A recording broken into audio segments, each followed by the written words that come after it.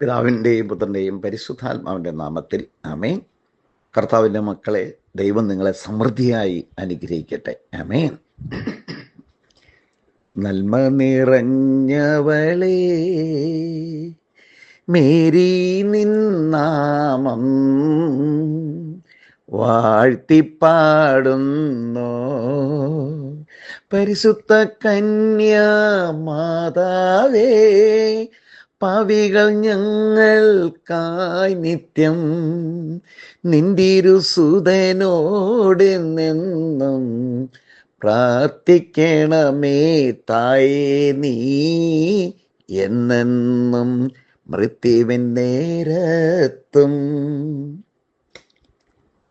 1 പത്രോസ് 5 അധ്യായത്തില് 8 തിരുവചനം. ഗർജിക്കുന്ന സിംഹത്തെ പോലെ ശത്രുവായ പിശാച് അലറി നടക്കുകയാണ്. നിന്റെ ശത്രുവായ പിശാച് അലറുന്ന സിംഹത്തെ പോലെ അലഞ്ഞു തിരിഞ്ഞ് നടക്കുന്നു. എന്തിനാണ് ഈ അലഞ്ഞു തിരിച്ചത്? 10 ആളെ ധ്യാനം കൂട്ടാനല്ല, 10 ആൾക്ക് മാനസാന്തരം കൊടുക്കാനല്ല. ആരിലാണ് പരിശുദ്ധാത്മാവില്ലാത്തത്? ആരിലാണ് അശുദ്ധിയുള്ളത്? ആരാണ് വിശുദ്ധ കുർബാന അർപ്പിക്കാത്തത്? ആരാണ് ബൈബിൾ വായനയിലൂടെ മുന്നോട്ട് പോകാത്തത്? ആരാണ് വിശുദ്ധിയിലൂടെ സഞ്ചരിക്കാത്തത്? അങ്ങനെയുള്ളവരെയാണ് പിശാചിന് ഭയങ്കര ഇഷ്ടം. ധ്യാനം കൂടി പോകുമ്പോൾ, അല്ലെങ്കിൽ കുറച്ചു നേരം നിങ്ങൾ തന്നെ ഇപ്പോൾ നൊയമ്പാണല്ലോ, നൊയമ്പിലേക്ക് ഇറങ്ങുകയാണ് നമ്മൾ. നല്ലൊരു കുമ്പസാരം നടത്തി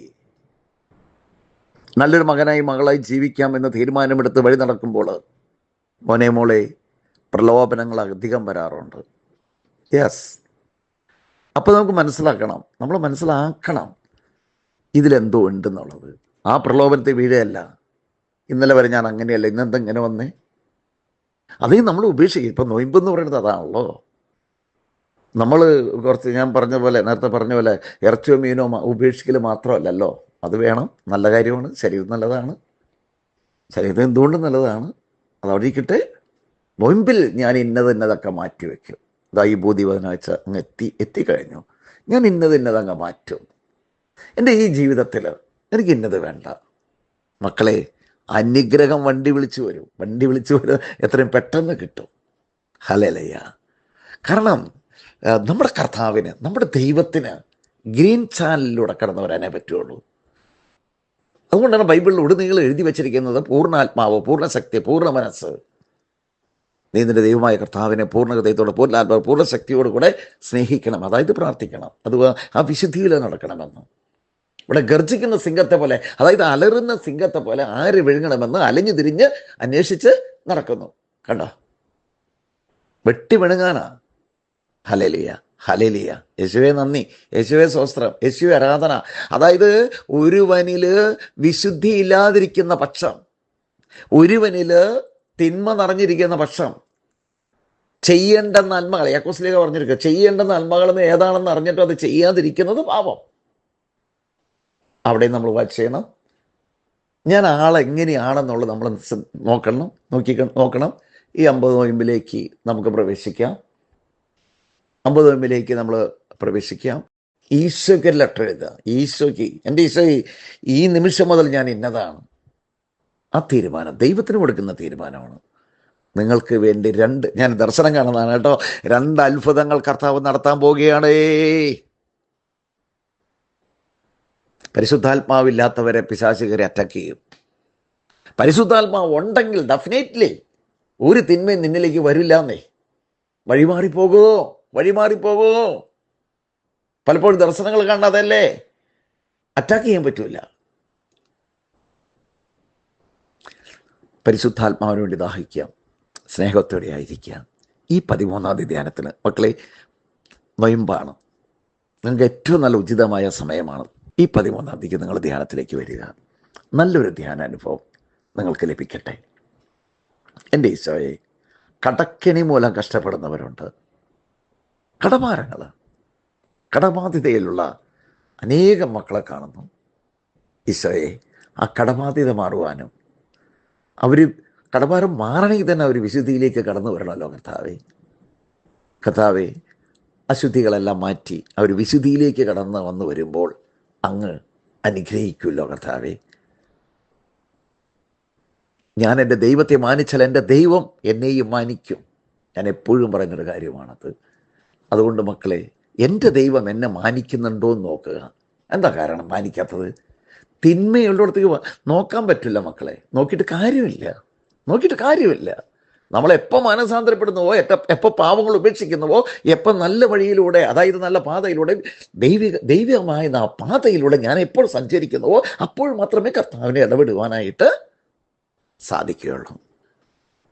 നമുക്ക് ഒരു പരീക്ഷ പാസ്സാവാനോ, അല്ലെങ്കിൽ ജോലി കിട്ടാനോ, അല്ലെങ്കിൽ ഒരു കല്യാണം നടക്കുവാൻ വേണ്ടി മാത്രം കർത്താവിനെ അന്വേഷിച്ചാൽ മാത്രം മതിയോ? ആകത്തുക ഞാനൊരു വിശുദ്ധനായി മാറിയിരിക്കുന്നു. അപ്പോഴാണ് എൻ്റെ അവയവങ്ങൾ വിശദീകരിക്കപ്പെടുക. ഞാൻ വിശുദ്ധനായി മാറുമ്പോൾ എൻ്റെ അവയവങ്ങൾ വിശുദ്ധനായി മാറും, ക്രിസ്തുവിൻ്റെതായി മാറും. കൊറിന്ത്യക്കാർക്ക് എഴുതിയ ലേഖനം വളരെ വ്യക്തമായിട്ട് 6:15 പറഞ്ഞിട്ടുണ്ട്. ഹല്ലേലൂയ. യേശുവേ നന്ദി, യേശുവേ സ്തോത്രം. നമുക്കെങ്ങനെ പ്രാർത്ഥിക്കാം? എൻ്റെ ഈശോയെ, എഴുന്നള്ളി വരണമേ. ഞങ്ങളുടെ മക്കൾ പരീക്ഷകളിലാണ്. കർത്താവ്, ജീവിതത്തിലെ പരീക്ഷ മാത്രമല്ല, എക്സാമ് കർത്താവേ, പഠനത്തിലെ പരീക്ഷ ആശ്രയിച്ച് അനുഗ്രഹിക്കണേ കർത്താവേ. എല്ലാ വിഷയങ്ങളും പാസ്സാവട്ടെ കർത്താവേ. അവർ ധ്യാനം കൂടാമെന്ന് വരാമെന്ന് പറയട്ടെ കർത്താവേ. സമർപ്പിക്കും മക്കളെ, അവിടെ അത്ഭുതം നടക്കും. കടബാധയിലുള്ള എല്ലാ മക്കളുടെ കടഭാരങ്ങൾ മാറട്ടെ കർത്താവേ. കർത്താവ്, വിവാഹ തടസ്സമുള്ള എല്ലാ മക്കളുടെ വിവാഹ തടസ്സം മാറട്ടെ കർത്താവേ. വീടില്ലാതെ വേദനിക്കുന്ന എല്ലാവർക്കും വീട് കൊടുത്ത് അനുഗ്രഹിക്കണമേ കർത്താവേ. വാഹനങ്ങൾ കൊണ്ട് ഉപജീവനം നടത്തുന്ന മക്കൾക്ക് വാഹനത്തെ ആസ്വദിക്കണമേ. ധാരാളം ഓട്ടം കൊടുക്കണമേ, സമ്പത്ത് കൊടുക്കണമെന്ന് ഞാൻ പ്രാർത്ഥിക്കുന്നു. ജോലിയിൽ കഷ്ടത അനുഭവിക്കുന്നവരുണ്ട് കർത്താവേ. സ്ഥാപനങ്ങളിൽ നിന്നുള്ള പ്രഷർ, മേലുദ്യോഗസ്ഥരിൽ നിന്നുള്ള പ്രഷർ, ഒപ്പം ജോലി ചെയ്യുന്നവരിൽ നിന്നുള്ള പ്രഷർ, പലതരത്തിലുള്ള പീഡനങ്ങളും പീഡിപ്പിക്കലും പ്രശ്നങ്ങളൊക്കെയാണ്. അവിടെ എല്ലാം ഒരു സമാധാന സന്തോഷം കൊടുക്കണേ കർത്താവേ. ഈശോയെ, കത്തോലിക്ക സഭയെ അനുഗ്രഹിക്കണമേ. നിങ്ങളുടെ വൈദികർക്ക് വേണ്ടി പ്രാർത്ഥിക്കും മക്കൾ, നിങ്ങളുടെ വികാരിച്ചമാർക്ക് വേണ്ടി പ്രാർത്ഥിക്കും മക്കളെ. ആഗോള കത്തോലിക്ക സഭയെ അനുഗ്രഹിക്കണമേ.